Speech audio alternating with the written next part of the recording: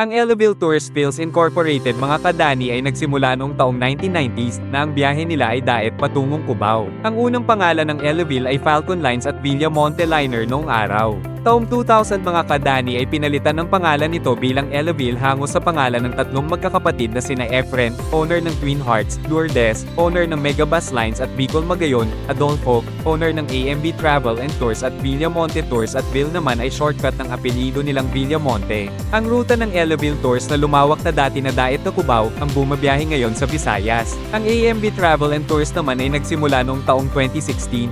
Ang ibig sabihin ng AMB mga kadani ay Adolfo and Marian Villamonte. Ang biyahe naman nito ay ang mga sumunod daet na Paracale, daet na Naga at daet na Tabaco to Legazpi. At alam nyo ba mga kadani na pinagbili nila ang 10 units ng bus nila kay Governor ko na Governor ng Masbate? Mahina kasi ang Masbate route nila Lugi sa diesel at sa Roro kaya benenta ang 10 units nila kay Governor ko at kalaunan benenta naman ni Governor ko sa pamilya Hernandez na may-ari ng Victory Liner.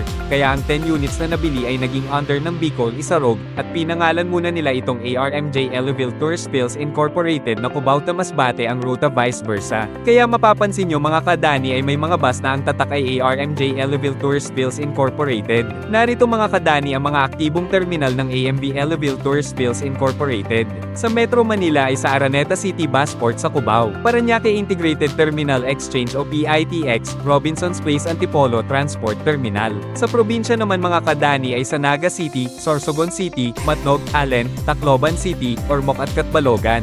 Sa kasalukuyan mga kadani gumagamit sila ng mga manufacturer brand na gawa ng Scania, Yutong, King Long, Higger, at sa ilang unit, ang body ay gawa ng Del Monte Motor Works. Kung may mga impormasyon pa ako na hindi nabanggit ay pwede paki-comment na din mga kadani. Maraming salamat.